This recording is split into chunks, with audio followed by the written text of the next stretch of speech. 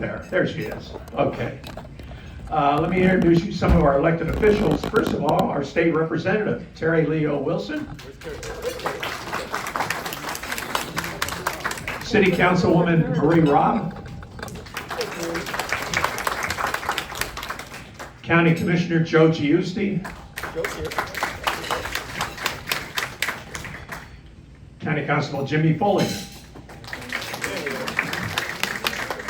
And City Council Member Taz Jones from City of Jamaica Beach. There she is. Have I missed anybody? Okay, welcome. Let me introduce you to any candidates for office. I don't think we have anything going on right now. Well, I'm going to be running in May for, Jimmy's, yeah. I'm sorry, Marie? I said I'll be running in May for re-election to District 6. Good, doing a great job too. Jimmy?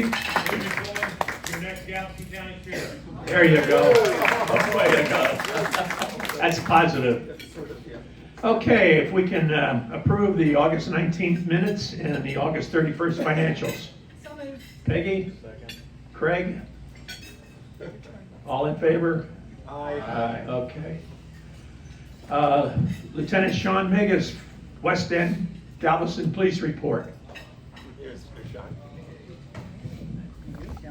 Right out the gate. That's right. Better you than me. Morning, everybody. How's everybody doing? Good. Thank you. Well, we made it. No major incidents on that last big weekend. Of course, a few weekends after, we did have a little dust up down there on Mendocino, which I'm pretty sure there's a lot of questions about. I will answer what I can, but please understand it's still an ongoing investigation. So, with that being said, open up to the floor. Yes, ma'am. Well, I'm curious where we are on it, because through like I-45, my understanding was you know who it is, although we took off at another car. He hasn't been located. Okay, so we do have suspects and persons of interest in the case. There is a mountain of evidence that was collected at the scene, and that evidence is undergoing processing. Some of that forensic processing takes some extra time, and we want to make sure that we have gone through all of that evidence so that we have everybody identified as to where they were when everything happened. That way, further down the road, when this goes to prosecution, nobody pops up with the miracle leprechaun in their pocket that gets them off of a murder charge. What was the event? Yeah. Okay, so there was a house that was up for sale. I guess markets cooled down a little bit in some areas, and they were renting it out during the time being. 4 people from out of town went in together and were like, hey, let's go party in Galveston for the weekend. And all of the shenanigans and tomfoolery that they deal with where in the part of the state that they live, followed them down here. And it went from a very festive atmosphere to a scuffle to gunfire fairly quickly. I don't know what to tell you other than younger people these days tend to make decisions that are long lasting and terminal, and they don't think them out quite like they should. I want to make a statement about this, because this is something you should all be conscious of, and I know most all my neighborhoods are great at this. So this was a party that at 12 o'clock was definitely loud. And at 12 o'clock, which is an hour past our noise, somebody should have called the cops. Because right after 12 is when the other people came. No one, and the party went from like 50 to 75 from my understanding, and still no one called the police, and there was 5 full-time neighbors there. Call the police, because if someone had called the police at 12, this situation could have been avoided. There was a similar big party, young people, not even a rental, in Pirates Beach, and by 11:30 they had called the police. The party was shut down. If you see a party, you know we have noise ordinances, call 911 or call the non-emergency, because we could have avoided this situation if someone had just called the police. So as I say all the time, that's the only way we get more police coverage out here. But please call the police. Yes, sir. So you said something about the noise ordinances and stuff like that. So what is our protection? What are the rules as far as how late they can be up making a lot of noise? Because I have a short term next to me, and we've called them several times. I believe it's either 10 or midnight, but it switches and it's based off of decibels, and it's 85 during the day and 80. I'll double check that. I reread it every time before I go enforce it because it changes a lot.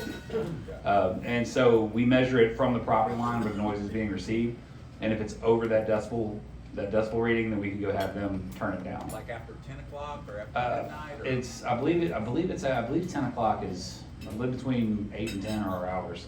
Okay. But I'll double check and get back with you before I leave on I that. mean, you don't want to call too early. I'm curious if there's a specific time. Look, if you look out your window and you notice that nobody can park because the road is now a parking lot, and you see them wheeling in a keg and a bunch of people are already like, I mean, I live next door to a rental, and I had to explain to my children what a twerk contest was and why they don't need to watch that. You know, I mean, it's just one of those things. But those are generally clues that potentially later on it's going to be a good rager. So it's a lot better for us earlier, especially during prom season or big weekends.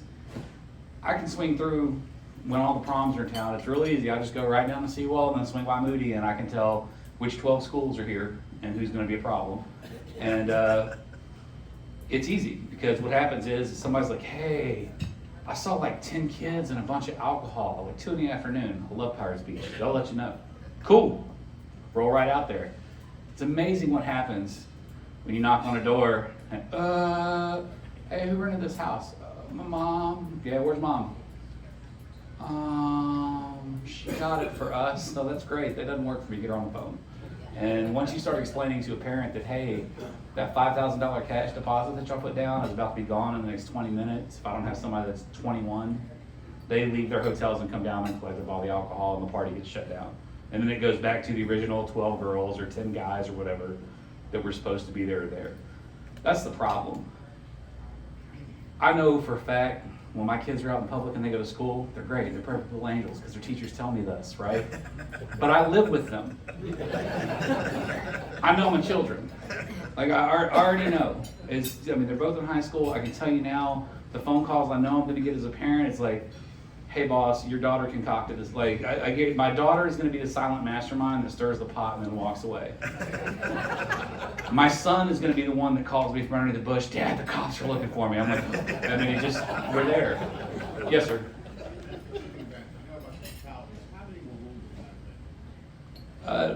One that I know of for sure, but not from gunfire.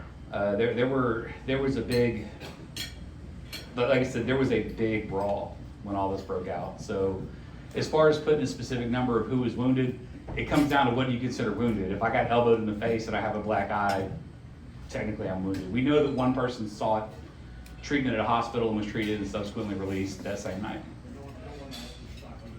Correct, it was just the two people. And our community here is not in any danger. If we thought for a second that you were, trust me, we'd have visited people 2-3:30 in the morning when they were having their best of dreams and they'd wake up and counting greens. It's simple. As a full-time homeowner and with rentals all around me, sometimes you're afraid to call because you know that they know that you're the only one around that could have called. And a lot of those people that you know that they're carrying. Sure. And so that makes you uncomfortable being the person, I completely, the target. I completely understand. So there's two ways to handle that. One is as the homeowner, you can ask us to evict them because when it on a short-term rental, it's just like a hotel room. If you go to the San Luis Hotel and you decide, hey, we're gonna pack 10 people in this room and we're gonna throw a wild party, I guarantee you, right about the time the stereo gets turned on, security and off-duty PD is gonna be dragging you down the elevator and kicking you right out the back door. You can do that with a short-term rental as well. You can, and make sure that you get with whoever writes your contract, that there's a termination clause in there that says, hey, if you violate any of these rules that we've set forth, this agreement is terminated and you're out. And then call us and we'll evict them. The beauty of that is this: if you call us for assistance and we come out and we send them packing, anything they do after that is an automatic felony. So if they come running up in your yard screaming, I'm gonna get you for calling the police on me, that's retaliation. It's very easy for us to explain to them the ways of the world and how it works. And it's like, hey, you're looking at a $50,000 bond and about a month in jail, or you can turn around and walk away right now and shut your mouth. Most people choose option B. Occasionally people choose option A, but that's okay. Cars have to get washed at the lot by trustees, and that's what they're there for. The other thing that you can do, and a lot of people do this because they are fearful, is you can text me and I will contact the police. So 409-256-4518, and people do that. Well, I can assure you, I was away from my birthday over Labor Day, and I handled at least 35 things. So I don't have a problem, especially if it's an issue like this, because we never want anything like this to happen again. Well, I don't think that they're gonna know who called. Well, they It'd be won't. obvious because I'm the person next door and nobody else is around. Right. So they're not gonna know who called, and I don't care who called, but I'm just kind of. I'll tell them a Pelican call. It really doesn't matter. I mean, a lot of times, if someone in your neighborhood calls in a noise complaint in the general area, it's pretty obvious when we drive down the street where the problem is, and we can address it from there. I mean, the other thing you can do is there's a private company called GARM that does staff off-duty Galveston police officers, and their entire focus is an extra job for them. They focus on those rentals, and so every night But where it's there's only rentals, they manage. there's right, it's just rentals though. So if you're going the Airbnb route, that's, that's kind of rolling the dice. Yes, ma'am. This is kind of a piggyback on your question as well, but once you know there's a problem, and I have called you to come out, do you then come back to make sure that, or do I have to call you again to come back? Like if she calls, you show up, you kick them out, or you do whatever, then you leave, that's, I think, the part where you become alarmed. So do you come back and check We in can. 30 minutes? So what you can do is you make sure, so dispatch is gonna ask you this magic phrase: do you want contact from the officers? Yes. And if it's okay for them to call you, then hey, call me by the phone. And just ask them, hey, can you put my house on a periodic check, Okay. for the rest of the night? And then what'll happen is in between calls, guys will swing through there. Okay. Or, I mean, if it's if they've got a report to write, I wouldn't put it past them. I've done this at houses before where we've had periodic checks. I've backed my car right into the driveway and sat there and wrote my report on the laptop in the car. I mean, we'll do what we can to accommodate coming through there more Worry often. about once you leave, what happens. Yeah. Well, here's what y'all don't see as homeowners. You break up a 350, 400 person house party, those people have to go somewhere, right? Well, typically the game is the first place they see lights that's public they go, which is usually a gas station. So what y'all don't see, like y'all get the front row show. You can make your little Moscow Mule at 2 a.m. and be like, hey, this is great. It's like a live episode of Cops. What you don't see is about a quarter mile down the road as they pull out of that subdivision, we descend on them like the Lord's fury. I mean, you'd be better off sticking a stick in a hornet's nest, because we'll just sit there and wait, because one car will pull in and they'll hoop and holler and jump around about how mean the police are and how we're horrible, and then they start this little conglomeration in a parking lot, like say at Hummel's, and then they don't realize that there's actually a back entrance to that parking lot, and then all of a sudden they're surrounded again and we move them on. And so what we'll do, we actually literally run them out of town a lot of times, depending on how they're acting and who it is. Now if we show up and everybody's like, huh, you got us, we're going home, cool, go home. And I would say 95% of our interactions don't require that level of encouragement to leave town. But we do, once they're out of that subdivision and they're on that public roadway and they're out acting in public, there's a whole new host of laws and things that I don't know if you've ever seen the actual law book, but it's about yay thick. I mean, there's a million things. Did you just crack a beer open in the Circle K parking lot? Well, guess what? That's Class B misdemeanor. That's easy, all day. I mean, I appreciate that, but, so, Charlotte's a neighbor of mine on another canal. We both have houses. The incident she's talking about where she wanted to call, was scared, there were 20 people there, okay? It's not a 300-person party, but I have a house next door that is a VRBO. The very first rental 2 years ago, there was shooting there. Because people come in, there's 24 of them in a 4-bedroom house. And part of the thing is, we'd like to see some sort of restriction on the amount of people per square footage that people can have and how many cars. We don't know all those rules, but the thing about it is, yeah, you come by, we're down in Terramar Beach. I hardly ever see you guys. I'm not saying your presence isn't there, but there's not as many as we would like for the taxes that we're paying. I 100% agree, but that's where we run into, and where Councilwoman Robb is insistent on, you need to call so that the number balances shift. Right now, we've got 4 guys on the west end, which is great. I actually shorted Midtown and East today, because we have enough people for Seawall and other places we have to cover, where I had an extra person, and this is where I put them. And ideally, we try to do that. But on any given day, you've got 3 officers out here working, and a supervisor, and generally they're tied up off of Hurd's Lane, or they're tied up at Walmart for somebody shoplifting steaks. And But you're talking about 81st all the way to the bridge. I'm talking about from 61st all the way to San Luis Pass, and then we go from Seawall all the way to Hurd's Lane. That's the West End District. So a lot of your population density that used to be Midtown is now shifted and is off of Hurd's Lane. And so we're in the apartment complexes a lot. And in between that, on the weekends, I'll tell you, we're like all these people that come down here and they definitely didn't know how to drive before they crossed the causeway, and then magically they hit 61st Street and they have no concept of how cars work. That's where we're at. I mean, we're responding to those wrecks. We're responding to all the shoplifters calls. We're responding to everybody that we've run off from the east side of town that's gone west that's undesirable is now being run off from the west side to east. It's just a great daily migration. But again, the calls to Yes, police the calls help. generate the number of police we have out here. And I'll leave you my card before I go, but if you're ever at a point where you feel like you're not getting enough guys rolling through there, like on my watch from 6A to 6P, like I'm like, don't tell the chief this, I'm the king of the island right now, right? I'm the highest ranking city official that's up and about until someone calls Brian, I'm being in real trouble. But the reality is, this is my island for the next, till 6 o'clock gets here. So if you're having problems, call me. I can slide a troop out there. That's not a problem. That'd be great. Appreciate it. I'm not saying you hadn't done a good job too, because the response has been good generally, and it's just the fact that, like you say, you're breaking up a party, and then maybe you're sitting down the road waiting for those 100 people to come, but those 20 stay there. I live on the west end too. I live in Spanish Grand Bayside, and I can tell you when I walk out and I'm drinking a cup of coffee and I see an officer go, I'm like, holy crap, something happened. Like, we got guys in the neighborhood. It surprises me too. And my kids are like, Dad, what's going on? I'm like, sit down. Turn the radio on. So it's fine. I mean, sometimes it's just guys swinging by to get a cup of coffee. So I mean, I feel your pain. Like trust me, I'm with you. Well, we appreciate you very much. Yes, sir. What was your response time to that incident?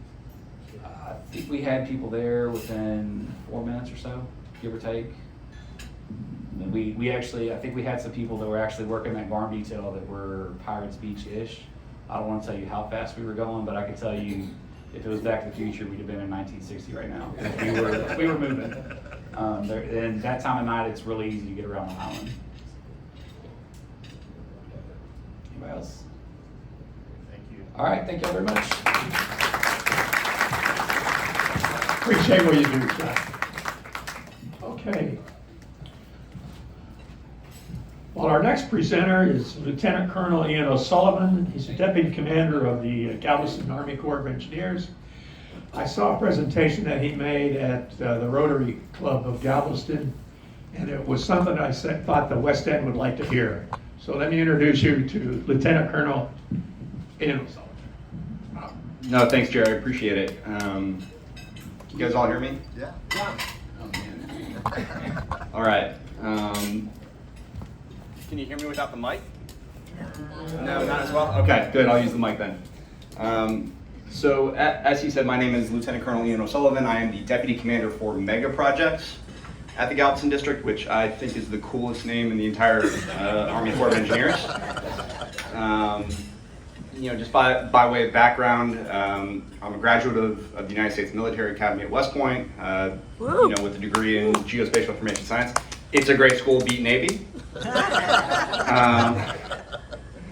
Right, I've got my master's in geological engineering from the University of Missouri Science and Technology, served in Iraq and Afghanistan. I've served in DC as the executive officer to the Deputy Commanding General for Civil Works, which is a lot of words to say the guy in charge of all of these projects across the country. So kind of a large background in the Army, a large background in the Corps of Engineers, and some technical stuff in there too. So the way this presentation works, and it usually takes about 30 minutes, the way the presentation works is that I talk broadly about Galveston District, and then I'll dive kind of directly into coastal Texas from there. The Coastal Texas Project, otherwise known as the Ike Dike or the Coastal Spine or whatever you want to call it. I don't really care what you call it, just don't call me late for dinner and we'll be good. So to start with, up here I've got a photo of Lieutenant General Scott Spellman. He is the Chief of Engineers. He's a 3-star general, and he's our chief. So our mission for the Corps of Engineers is to deliver vital engineering solutions in collaboration with our partners to secure our nation, energize our economy, and reduce disaster risk. The vision, engineering solutions to the nation's toughest challenges, and then in the Army, we always think about everything in terms of winning, right? We don't go to war to lose, we only win. That's what we do. So we define winning, in this case, as finishing quality projects on time and within budget safely. Up there in purple, you'll see the Southwestern Division. So in Southwestern Division, we have the Little Rock District, the Tulsa District, Fort Worth District, and Galveston District. Galveston District, we encompass the entirety of the coast of Texas, as well as 4 parishes into Louisiana, a couple hundred miles inland. Obviously, Galveston Island is where we're located at. We're over on the other tip, right next to the ferry, kind of in between the ferry and the Coast Guard. And just in terms of what we do in Galveston District, I've got a slide somewhere that talks about broadly what the Corps of Engineers does in our civil works portfolio. We do civil works, which is like civil engineering type stuff, and we do military construction. So we build barracks and we build all those things. We also do international and interagency construction, which is focused on building things for Customs and Border Patrol and Department of the Interior and folks like that. In Galveston District, though, we are specifically civil works, right? We only focus on civil engineering, really. So first up there, flood risk management. If you guys were to look at an overhead view, an aerial view of Houston, you would see 2 big green spaces out by Katy. Those are not parks, despite what people think. Those are actually dams. So that's probably the thing that I point to the most when it comes to flood risk management. We have dams that we operate around here in order to protect people from flooding. Coastal storm risk management, probably the graphic over there, the cardboard box or cardboard thing we have over there is the best picture of that, right? Coastal storm risk management involves us preventing storm surge generally from wiping out everybody wherever it is. Here on the island, obviously, we have the seawall. That's the big one. After the 1900 storm that wiped out Galveston, we built the seawall. It has done its job pretty effectively, I'd say, over the last 100 years. Other big ones that we have on the coast is we have a system down in Freeport that we are currently working to improve. We have a system in Port Arthur that we are currently working to improve. We're going to build a system in Orange. We're working through the design aspect of the system in Orange, and we've got a system in Texas City as well. Texas City, Freeport, and Port Arthur have also all been very effective since we initially constructed those 50 odd years ago.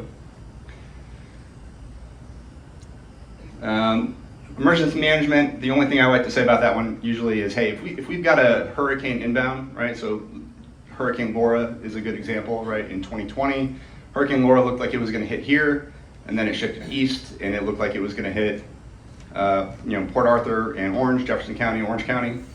And then it finally made landfall a little bit to the east of that onto the Louisiana side of the border, where it ended up hitting Lake Charles. What we do in events like that is the commander, Colonel Blackman, who, you're going to see his picture right there and all over everything because he's my boss.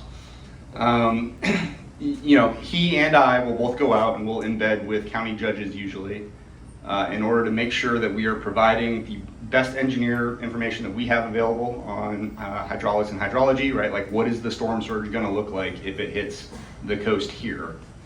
So we'll go out, we'll embed, we'll try to provide that kind of engineering information in order to help them make informed decisions about what they're doing for their counties.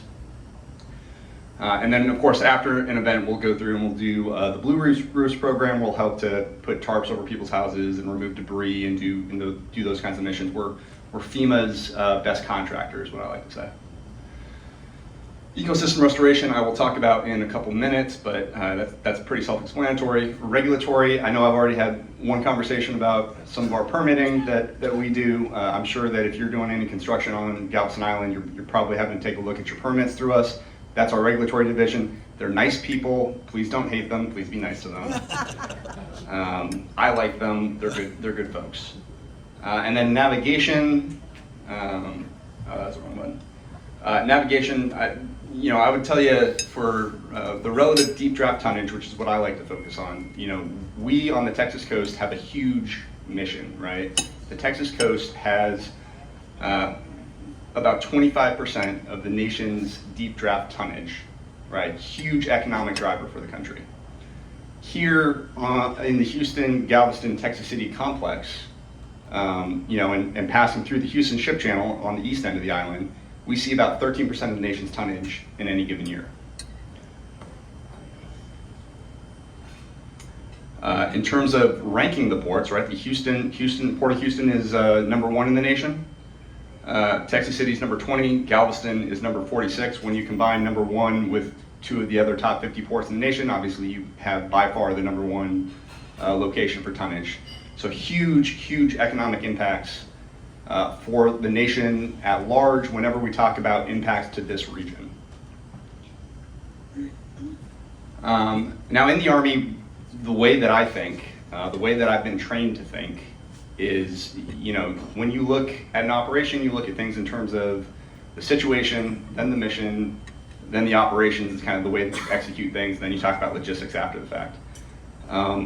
If I'm looking at the situation and I'm looking at what the enemy is here, right? The enemy here in Galveston is hurricanes. And so the threat, you'll see up here in the upper right-hand corner, when hurricanes enter the Gulf or form in the Gulf, they disproportionately affect this area, right? From here over to New Orleans, right? If we see a hurricane forming, chances are it's coming this direction. If we were to have a large Category 5 hurricane or Category 5 storm surge, of course, hurricanes have 3 different features to them, right? They've got rainfall, they've got storm surge, and they've got the wind side of things. And typically when we classify them by the wind. But you've got to pay attention to the storm surge. You guys all know that. You're here in Galveston. I don't have to tell you that. But if we were to see that kind of storm surge, Category 5 hit somewhere along the coast, depending on where it hits, like this isn't like one storm, right? This is a whole bunch of different storms. But it has the potential to flood all of these areas. The red area you see is greater than 9 feet above ground level. And I've got a photo of Hurricane Ike up here. Obviously that affected here, it affected the Bolivar Peninsula. 20-foot storm surge, 100,000 homes flooded or destroyed, $25 billion in damages, $142 billion in economic impact, and 74 fatalities. But, in terms of the national economy, that was actually a miss, right? If that had hit 30 miles south, we would have seen that storm surge flood up the Houston Ship Channel. Not only would we have seen it worse here, I wasn't here, so I'm not going to tell you how bad or how whatever it was, right? Like, I know that that's a very personal thing. But we would have seen that storm surge flood up the Houston Ship Channel. We would have seen probably 5,000 people die instead of 74. And I got those numbers from the Speed Center at Rice, if you want to go back and look at that.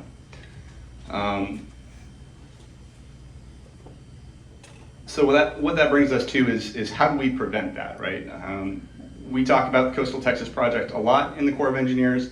I know that Sally's here. I know Sally's going to talk to you guys a little bit later. She's, of course, a board member for the Gulf Coast Protection District, which is one of our 2 non-federal partners on the Coastal Texas Project. We're partnered with the Gulf Coast Protection District, as well as the General Land Office. And I put this up here. I know it's way too small to really look at in detail, but I put this up here for scale, right? So that you understand that this project affects the entirety of the coast of Texas from down here in South Padre Island all the way up to the east side of the Bolivar Peninsula.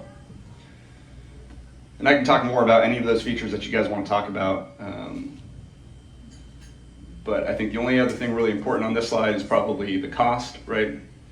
It was authorized, this project was authorized in 2022, December of 2022, and went through the Water Resources Development Act of 22, where it was authorized for a first cost of $34.4 billion. Now, $34.4 billion is today's cost, right? At some point, we're going to see inflation and escalation, and that number will go up, right? Don't be surprised when that's not the final number of this project. But that's what we got authorized for in December. Now, I'm really going to talk to you guys about 2 features, right? Which are the gates, the Bolivar Roads gate system, and I will talk to you about the beaches and dunes, since that's what really affects y'all around here. For the gates, you can see it's 2 miles across. This is Galveston Island, this is the Bolivar Peninsula, this is the Houston Ship Channel, the entrance channel. That's kind of, if you were to follow Seawall Boulevard all the way out to its terminus, that's where you get to that little parking lot out there that I like to park at and eat my Subway sandwiches sometimes. So 2 miles across. The feasibility level plan, so what we have right now, right, is a feasibility level plan. I like to say it's about 1 to 5% design, right? It is not a finalized design by any stretch at this point in time. So what we have in this feasibility level design is 2 large sector gates that cover a gap of about 650 feet across each, which is the current size of the Houston Ship Channel, right? 650 feet, so we're doubling the size.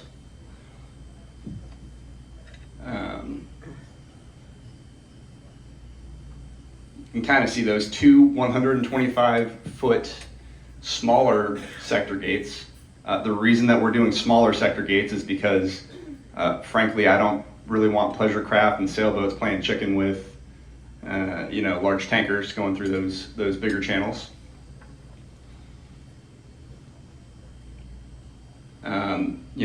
15 vertical lift gates. So each one of those is about a football field in width. And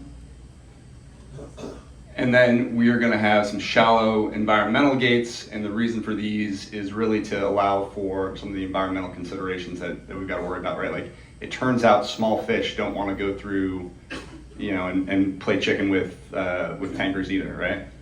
And also, like, predators are in big open waters.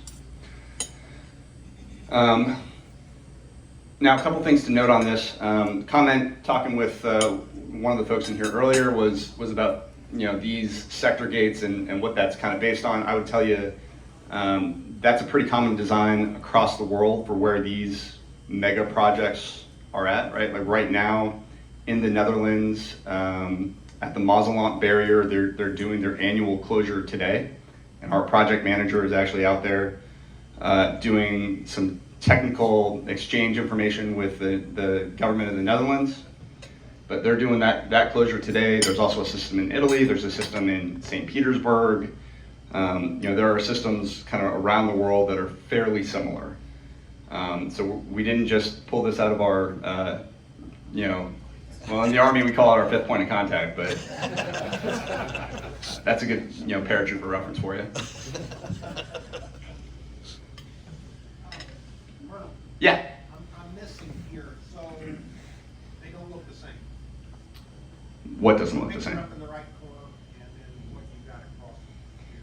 Yeah. So this right here, this little angled point, Okay. is that little part right there. Thank you. So the thing probably to note on this, and that's a good point, right? So the thing to note on this system is I think in the past, there have been questions about how maintenance would get done on this thing, and people have suggested that maintenance would get done with the system closed. I just want to make sure everybody's tracking that that's not what goes on, right? These systems will stay open 364 days a year is the intent. All maintenance will be done in the open position. Frankly, if I were to suggest that we should block up traffic on the Houston Ship Channel, I'd get fired probably. Right, like there's not a president in the history of the United States who'd be cool with me just screwing up the economy.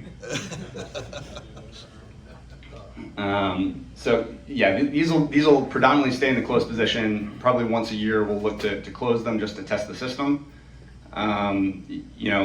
In the Netherlands and other places that is a huge tourist attraction, so that's a good thing. And at some point, probably not the first priority, but at some point in time, we do intend to have kind of this visitors and operations center over here, so that's kind of a tourist attraction as well. Is there a method to close those manually? So we're at a 1 to 5% design, and we haven't finalized that. That's a great question, though.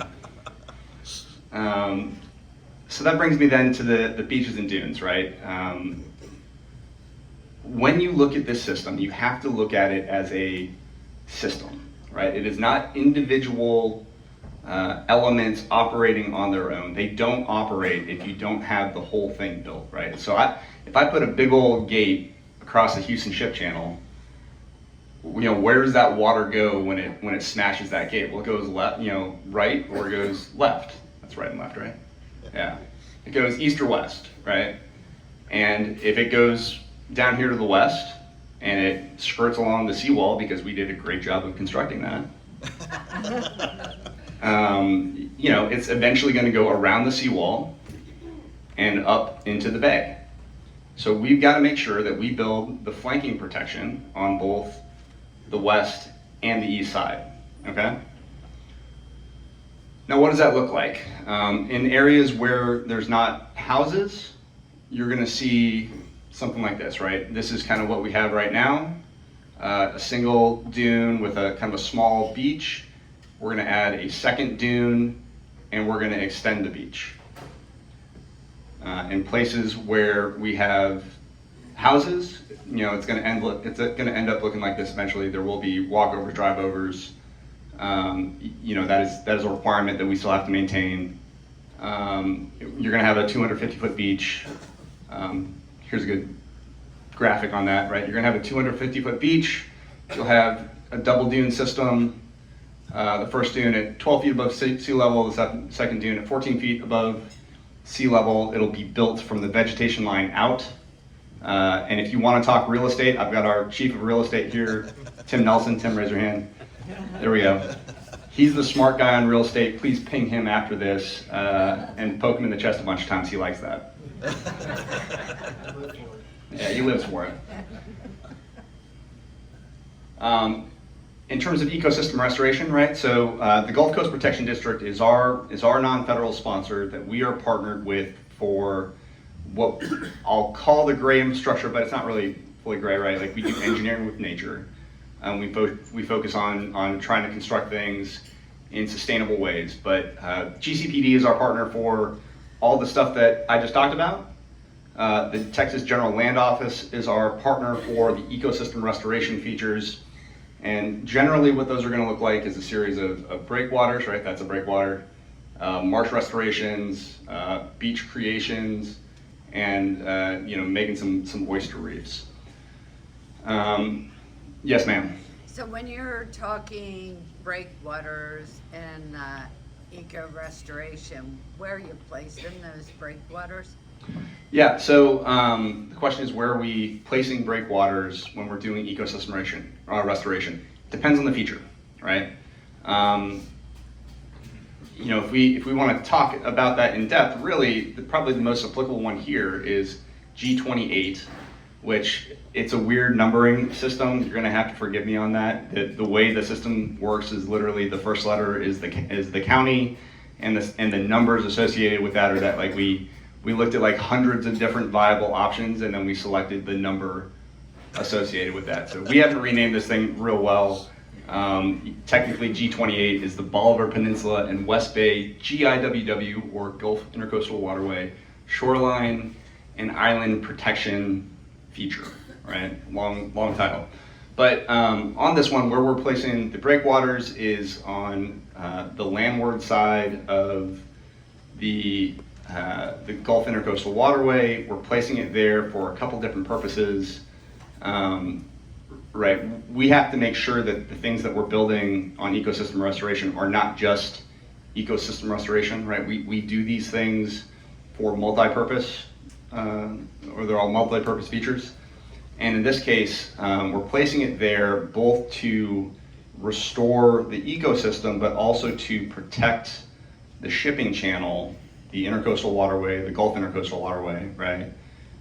To prevent shoaling, and frankly, over the long term, to reduce the burden to the federal government and to the local taxpayer for the amount of maintenance that we have to do there, right? So we are attempting with this project to achieve those kinds of benefits across the entirety of the system. And what you'll see then is you'll see kind of the ship channel, kind of the intercoastal waterway, which will be like on this side over here, with breakwaters between the waterway and the shoreline. And again, this over time ends up like filling in and becoming kind of a marshy area and protecting the environment while simultaneously preventing shoaling. Well, I gotta ask another Sure. question with that. So we're looking at doing double dune, natural dunes. And then we're looking at putting behind it breakwaters to protect the intercoastal. And then we're looking at gates. And I guess my concern would also be sequencing. Because if you're coming in, because I know people tend to look at the breakwater, the ecosystem restoration as an easy part. If you're doing that first, and then coming back and doing the dunes, and I don't know what your sequence is, I hear different things. You may look at Bolivar first, which I would have concerns about. But I mean, to me, if you're gonna do the dunes, you should do them simultaneously because it would save costs. You wouldn't have double mobilization. It just would be a lot more cost-effective project. But you're going to be fortifying behind us, and you're going to be using natural dunes for our protections, which really creates the most disastrous situation that we could be sitting in. Because you're gonna have the gates pushing the water from the either east or west, and in our side, it's predominantly west. You're leaving the San Luis Pass open, so the water's going to rush over the island, up the island, hit the breakwaters, and come right back on us. Because we had a lot of surge during Ike, but it was the back surge that was a lot more damaging than the front surge.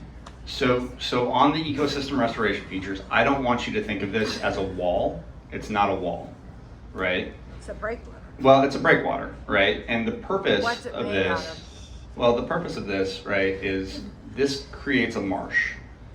And when the water flows up onto that marsh, what you're gonna see happen is it's gonna slow down and it's largely gonna stay up there. It's not gonna reflect off of that and come back onto Galveston Island. That's not the intent of that, and that's not how that's gonna realistically play out, right? These like they're going to allow water to flow over them, not reflect it back at you.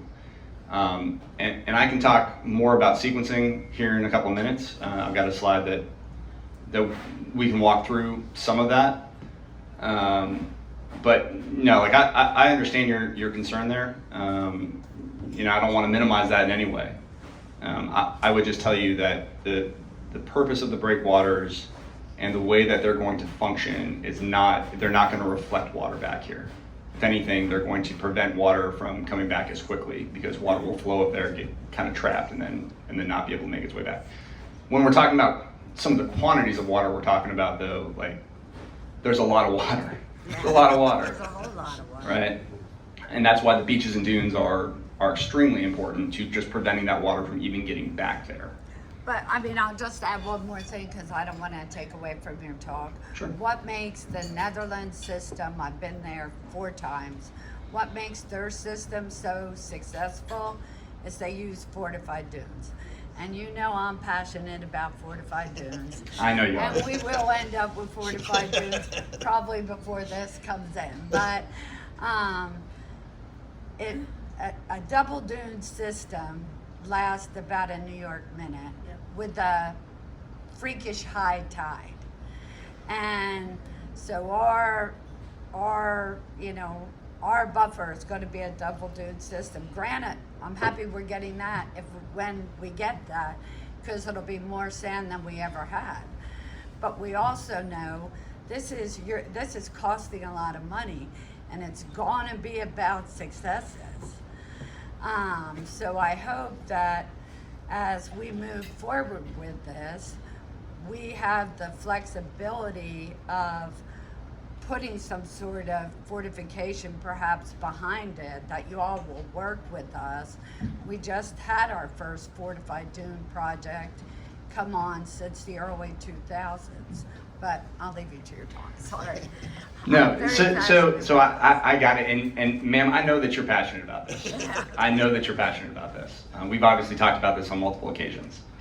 What I would tell you about fortified dunes is that right now we have an authorized project, right? Congress has told us we can do specific things and we can construct specific things.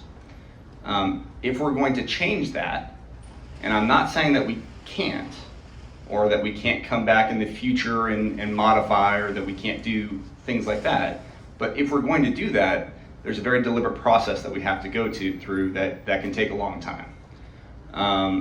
And so we've got to be very deliberate about making decisions to either, get small wins, put things in the ground, show progress that Congress and that the Texas legislature and that, all of our stakeholders want to see, versus, going back and spending 3 years restudying fortified dunes and the effects there. And so we can do that potentially, but there's a process, and I don't want to sit up here and tell you that, like, I'm going to be able to build that tomorrow. That's not how that's going to play out, right?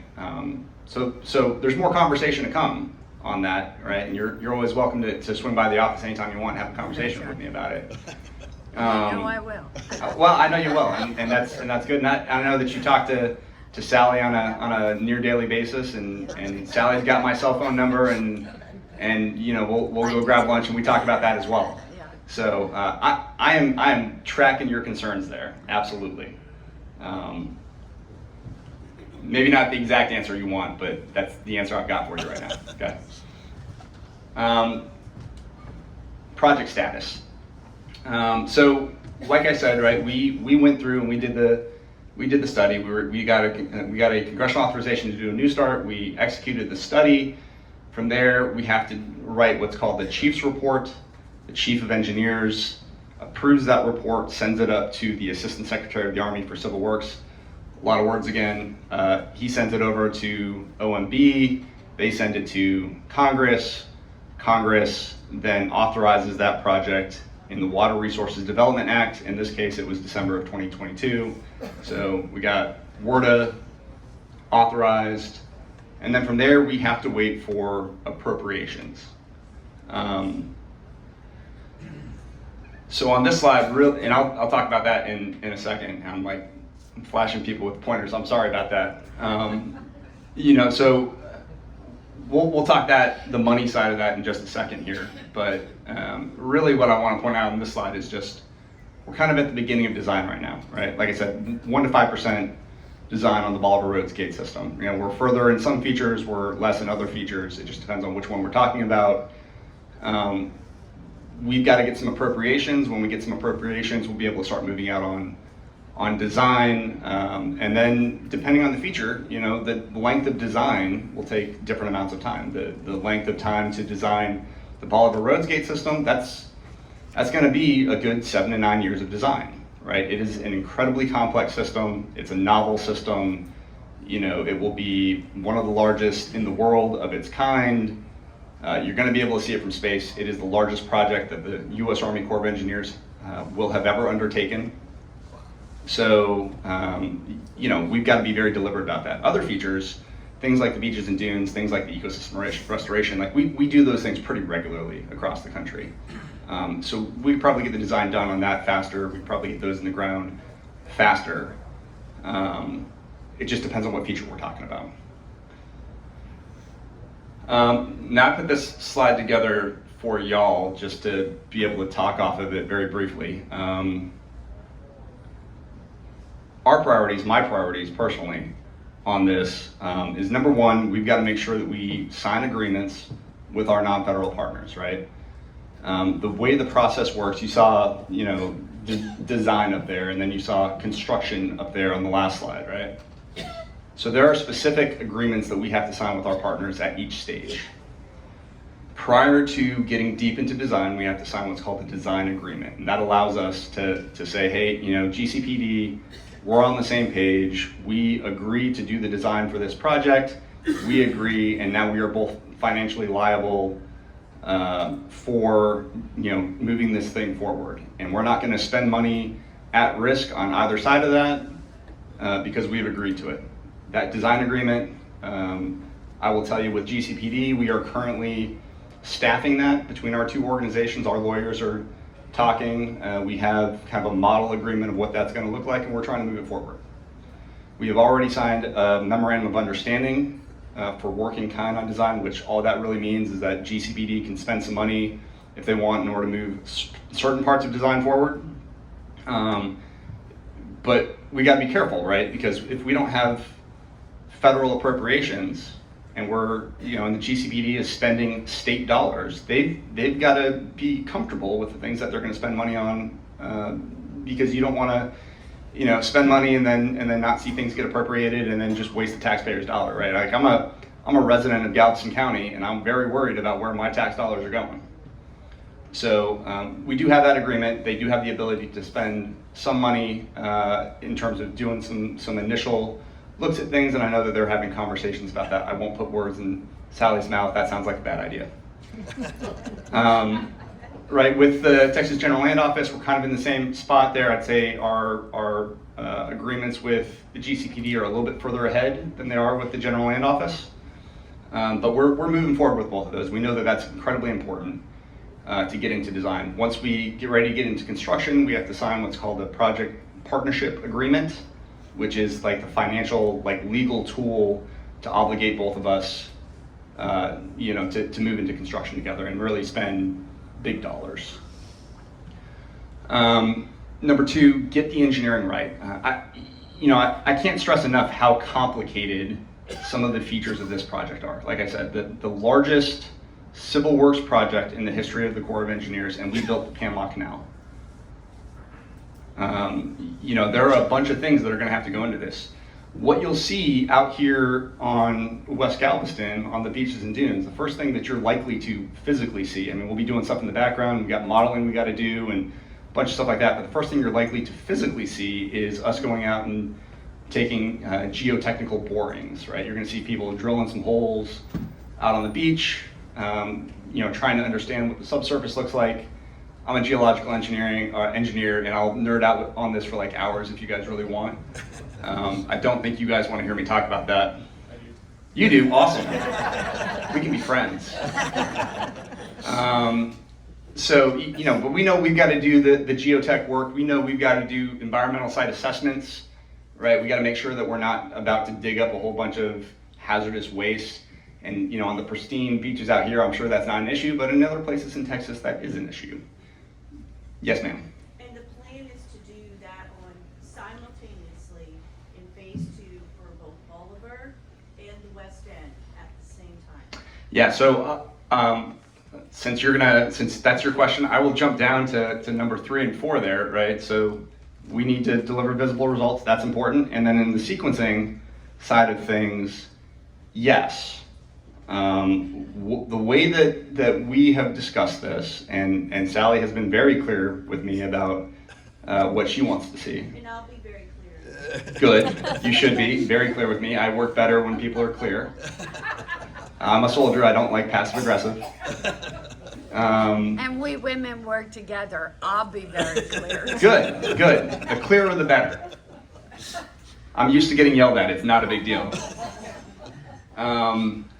So when we talk the sequencing with the Gulf Coast Protection District, right, we're very clear that number one thing that we've got to do is get going on the gate system. We've got to do that because that is the critical path, to use a good engineering term, right? It is the long pole in the tent. It's the thing that's going to take us 20 or 30 years to design and construct. So we've got to get going on that first and foremost. When we see some federal dollars come into this project, we're going to get going on the acquisition strategy, meaning that we've got to determine how we're going to hire an AE firm, an architecture and engineering firm, to come in and help us with the design, and then how we're going to hire somebody to actually do the construction, because we're not going to build our staff to thousands and thousands of people in order to construct this, right? The way that we operate is we contract out most of this work, and then we administer the contracts for them.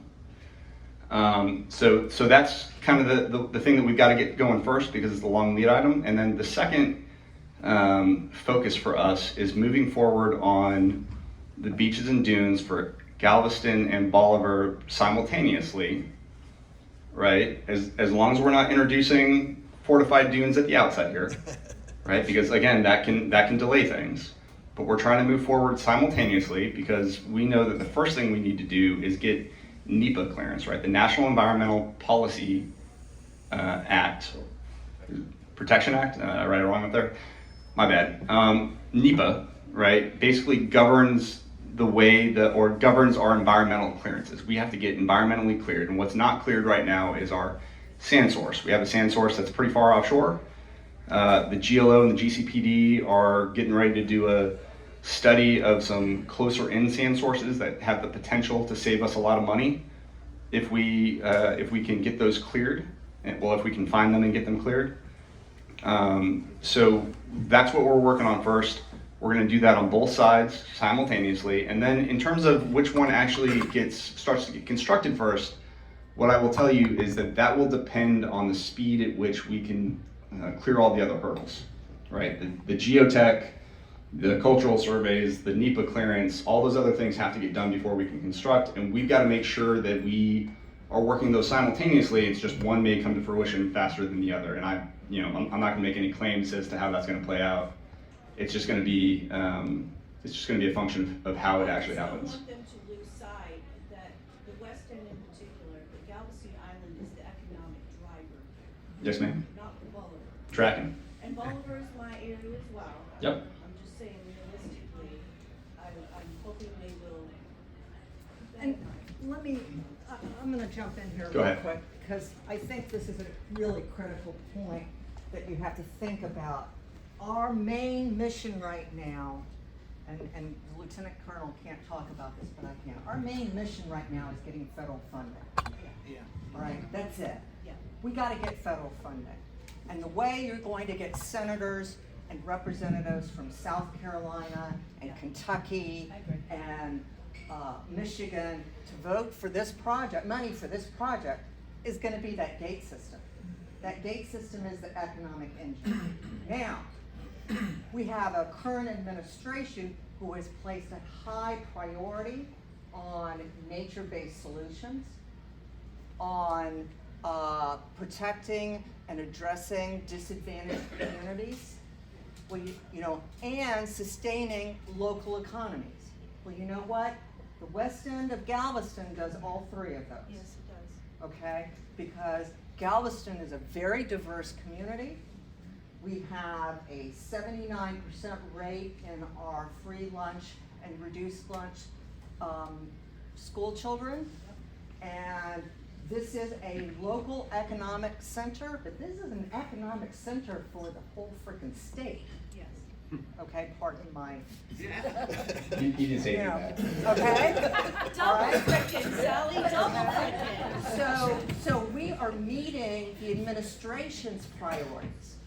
So what the colonel, Lieutenant Colonel's talking about here is a delicate balance in the first year, folks. The first year is what we're focusing on. And may I say, a year ago, when we had our initial sequencing, the beach and dune system was talked about in year 7. Yeah. So we have moved this up, and we've moved this up because we have to keep that delicate balance of long-term advancement on the economic engine, the gate system, and shorter-term accomplishment, beach and dune, meeting those other priorities, and I something think that it's can be important too accomplished for fast. the federal government funding as well, for them to see that the state is moving forward. Yes. That we are doing our fair share, we are serious about this, come match us. Well, and that's the urgency right now, which I'll get into a little more later, but I just wanted to explain the rationale about these two priorities and how they mesh together and how they serve a different purpose depending upon the stakeholder you're talking about, members of Congress, the administration, because as the Lieutenant Colonel said, all of this comes through OMB, Office of Management and Budget, and that's the administration's office. Yeah. There's not a whole lot to add to that. I will tell you very transparently, like there are things that I can talk about, there are things that I cannot talk about. The things that I can't really talk about are the funding aspect of things, right? I work for the executive branch. That's where my chain of command goes, right? And I'm not ever gonna say anything against Congress because that sounds like suicide as well. So no, thank you for laying that out. We have a lot of conversations behind closed doors about a lot of this stuff.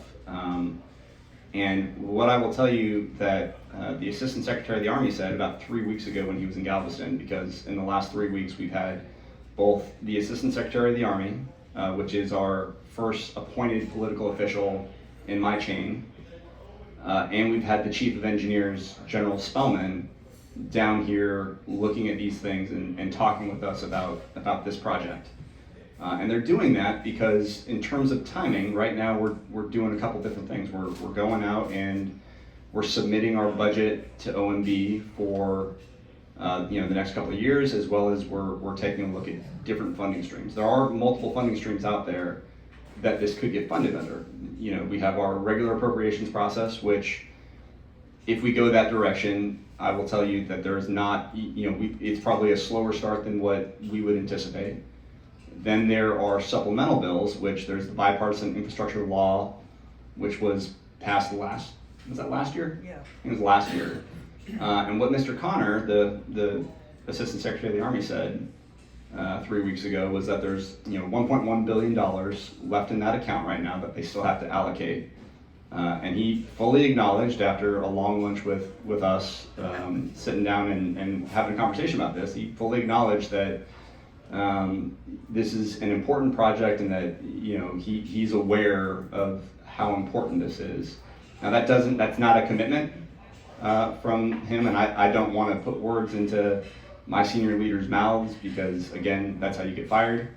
But he absolutely acknowledged and is aware of this project, and the Chief of Engineers is aware of this project. He acknowledged the importance of it. The Chief's first question back to us when we talked to him about this was, okay, so you're telling me I have a project that achieves pretty much every administration objective, every objective from both sides of Congress, right? We protect the supply chain, we protect the energy economy, we protect people, right? I mean, first and foremost for this project is people, right? We're looking to protect Houston, we're looking to protect Galveston, we're looking to protect, the people down in South Padre Island, and so the chief looked at that and said, hey, first off, he authorized, or he signed the chief's report on this 2 years ago, but I don't think I shouldn't say it like that. The chief while being very aware of this project, I don't think that he understood the nuance of how many of the priorities this project really hits. And so he's tracking that now. They're all tracking that now. Well, and that's why, our concern too is just that, that they follow closely the peninsula and the West End, because it's the island that will meet those qualifiers. It's Yes. the island that meets those three things to get the money. And so, we need to make sure that that's very close in line.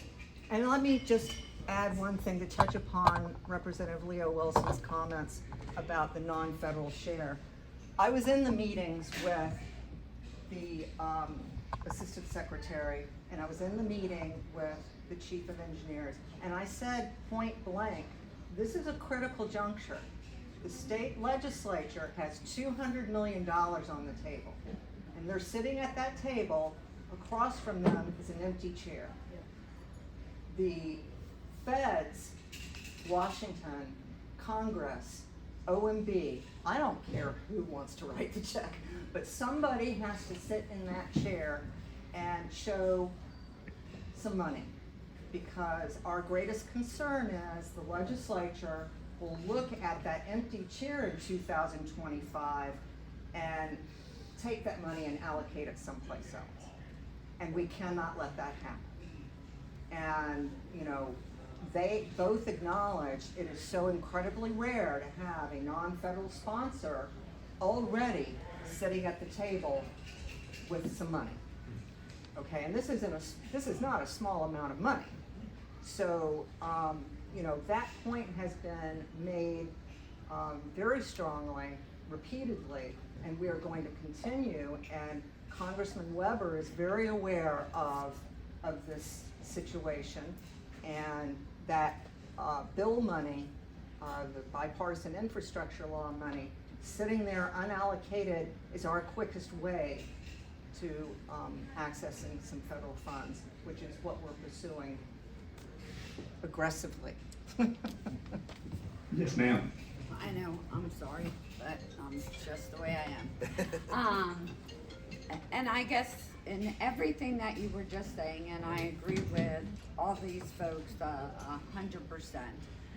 The one piece though where it's a disconnect for me, because I've worked in the coastal world around the country for the last 25 years. I've worked with your Jacksonville district, I've worked with other areas. And partnerships, actually, having state money before federal money happens a lot. Not to this magnitude, but it happens all over the East Coast and the West Coast. It does happen. And I guess that's the part in my mind, because I know what we're working on here, because I'm working on beach projects every day. I am the lead for the city on the beach. I work hand in hand with the mayor, but he knows this is my bailiwick, so I'm the lead for the city. We have some projects that are going to happen out here, and I'm not counting the CAP 204.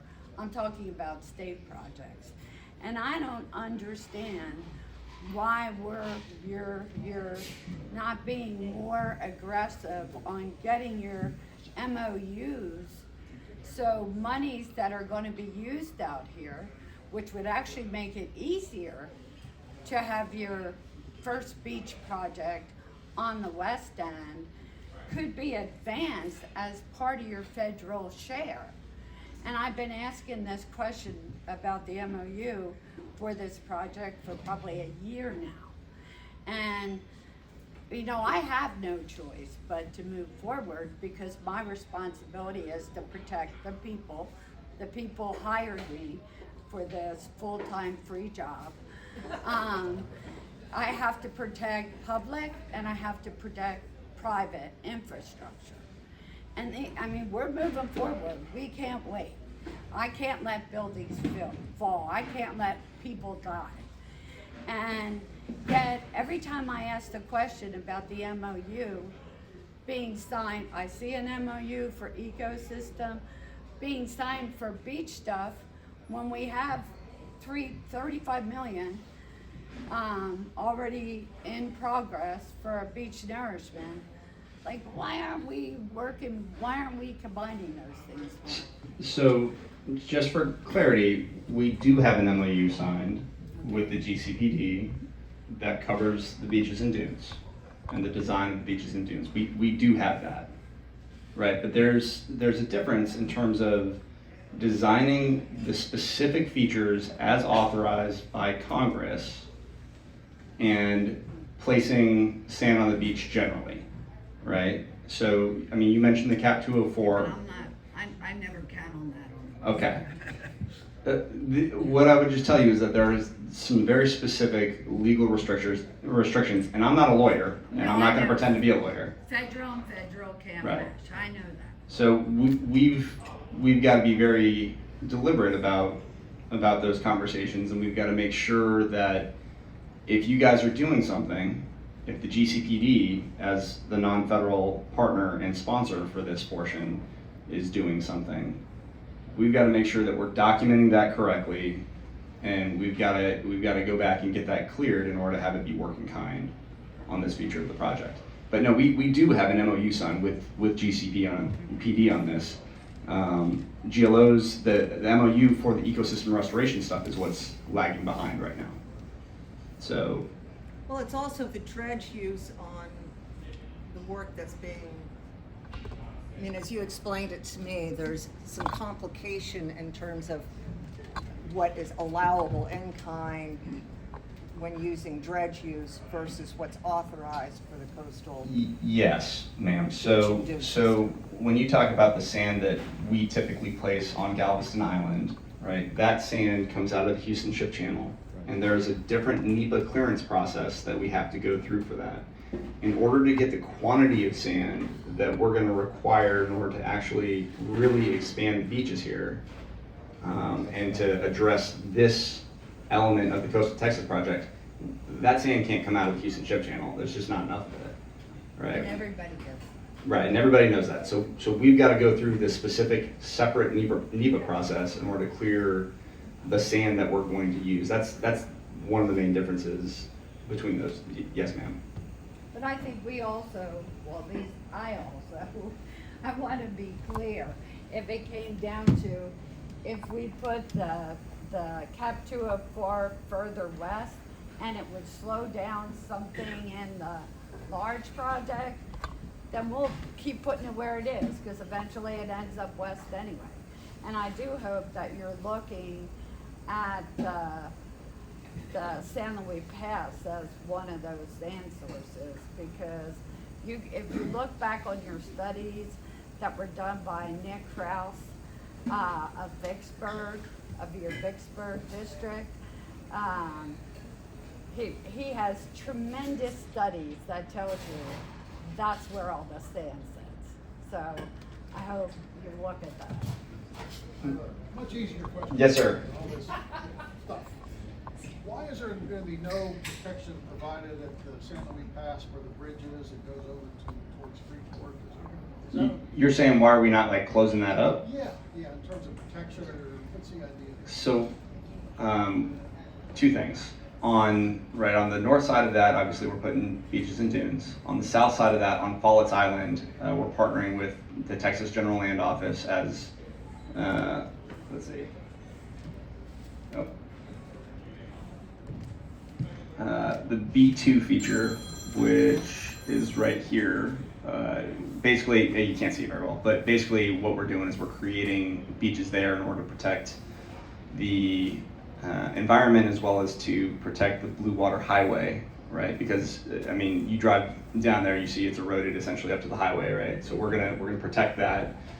But when you do the modeling, and I'm not a H&H guy, I'm not a hydraulics guy, but when you do the modeling on this system, what we find is that in a discrete instance, when a hurricane comes and washes storm surge here, you don't see enough quantity of water go through San Luis Pass to make an appreciable difference to flooding inland. So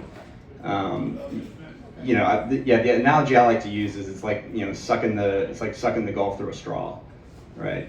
The amount of time that we see elevated water levels isn't enough time for the quantity that will actually be able to come through. The real risk is, frankly, Galveston Island being breached by erosive forces, or water just being washed over the land here and into the bay. So the bridge elevation could be raised? No. Thank you. Yeah. So that's interesting that you say the quantity of water coming through the San Luis Pass isn't as substantial, but right now, I would assume that's your breakwater project down Chocolate Bay, where you put the breakwater to Chocolate Bayou?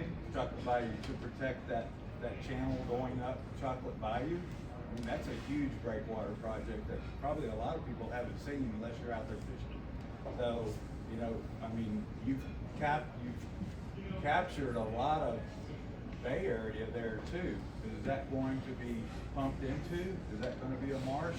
Or as a fisherman, are we going to be able to get back behind there and fish in there? I'm just curious. I've been watching it for the last few months. I can get you more information on Chocolate Bayou, but I'm not going to pretend like I know all the details on that specific project. It would seem that is what you're talking about, protecting that particular channel with the water from San Luis Pass, because there is a lot of water goes there. I'm not hydraulics, but I'm like, I there's believe a the lot of water. project you're talking about, sir, is Fish and Wildlife Project. And Is it? Junction is one of our projects.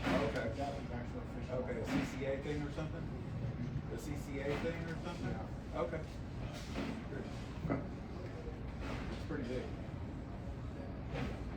We have one going on there, but that's not ours. Okay. It connects into our project. Okay. All right, I've gotten way over here. My apologies, Jerry.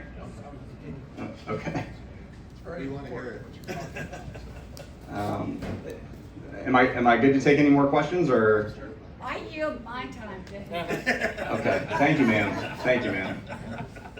Thanks for Yes, I can make them available.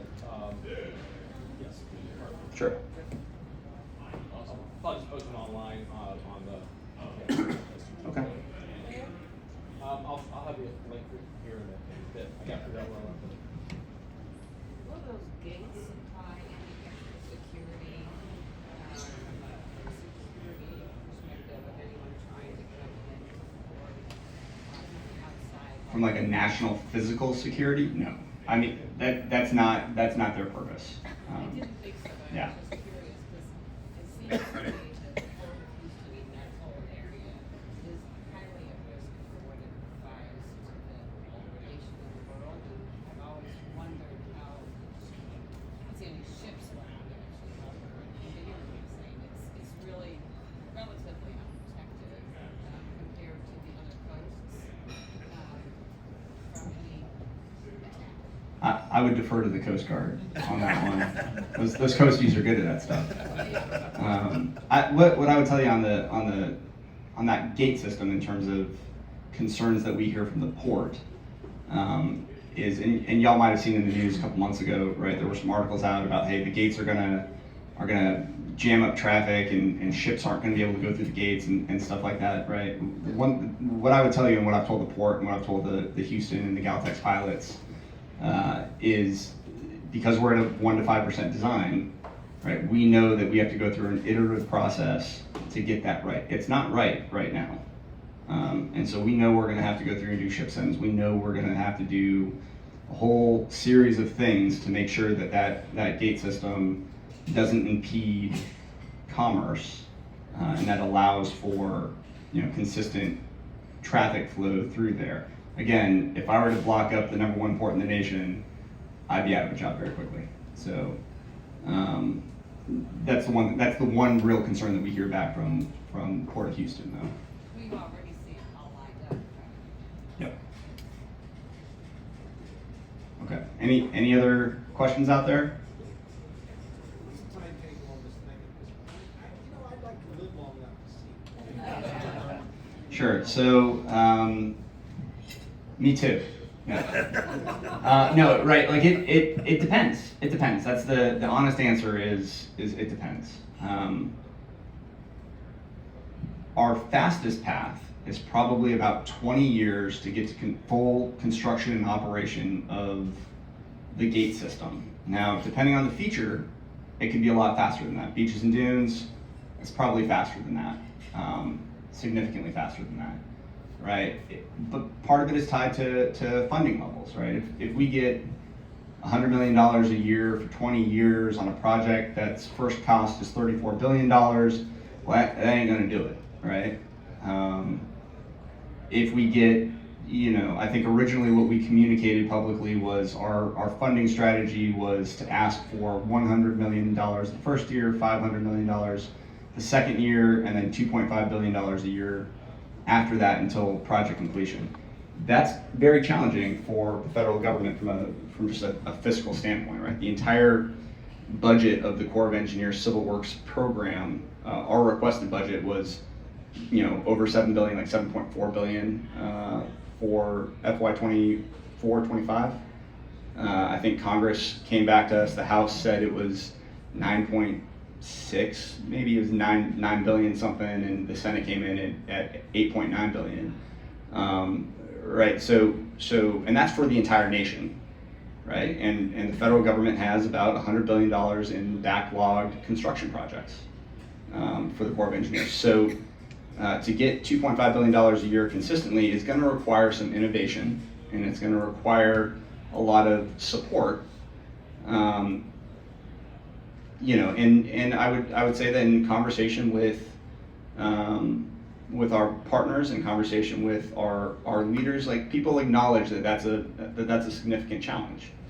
I would also say that there are different ways that this can happen. It can happen where we're receiving that level of funding, or it can happen where we receive a lower level of funding to get us through design work, and then at specific times we see a supplemental bill come through that provides a large chunk of funds, something like a $10 billion inject at year 10 to allow us to award the construction contract on the gates. Something like that could happen. So there are a whole bunch of different iterations of how this can play out, and we have to go back with our non-federal partners and revise that strategy, and we do it consistently, I would say. And let me just add real quick. Go ahead. Let me just add real quick. That gets us back to the critical juncture we're in right now. When we went to the legislature at the beginning of this session, the 88th session, we gave that $100 million the first year, $500 million the second year request that the Corps was trying to advance on the federal side. That's where the $200 million figure came in. Because remember, the state's budget is a biennium budget.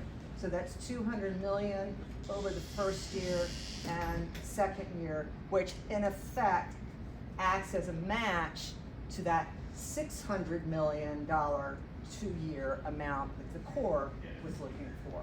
So that's yet another advantage we have in terms of the $200 million. If the Corps gets what they were looking for initially, non-federal share is not going to be anything to delay this project, because it's going to be there sitting there waiting. Yeah, and I've got to be fairly careful, just in terms of talking about budgeting and things like that, because we don't control the budgeting, we don't control the priorities at Galveston District, right? These are national level, national level priorities and national level concerns, and you guys, I'm sure, all understand that figuring out how to finance the federal government is a complicated problem, right? So when it comes to financing, generally, I am absolutely going to defer to Sally and to our partners, right? I am not allowed to lobby Congress. I'm not allowed to lobby the administration. And so when it comes to these kinds of financial discussions, we defer to our partners to drive that conversation with folks that they need to have that with. I guess that's what I'd say on that one. Mm-hmm. Yeah, and that's exactly what we're doing. I mean, you have a project here, as we've mentioned, that has significant supply chain implications for this country as a whole. That is one of our major arguments, and that's why, you know, I've used the analogy in the past. Galveston is jumping on the train, and the train is moving via that gate system which protects that supply chain. And so that's the argument we're making with the administration, with Congress, the fact that, you know, it gets back to what the Lieutenant Colonel was saying. We need to be able to show action so that we can get Congress hooked into this. We need to be able to show accomplishment quickly. That's the beauty of the beach and dune system, and it's 3 tiers of accomplishment on those priorities we talked about. You know, the gate system's gonna take 20 years, but we've gotta show quick, fast accomplishment, and that's where the beach and dune system becomes a significant leverage for us. And we are just very lucky as well. We have Greg Bonin in Galveston County as the Chairman of Appropriations in Texas, and me who lives on the West End. So we have some strong advocates in the legislature. And we to do have what Senator- the state needs to do. And we have Senator Joan Huffman, who represents a And portion Dennis of Paul. Houston. And Senator Migues. And Migues. of Yeah. course, Senator Middleton, but I'm talking from finance appropriations perspective.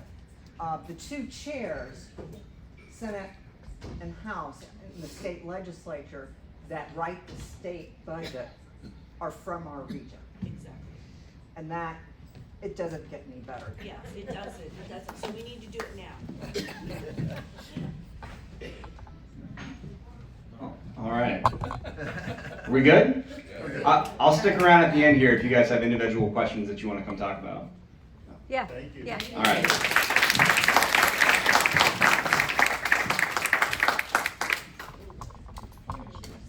Well, that was great. Thank you so much. Appreciate it.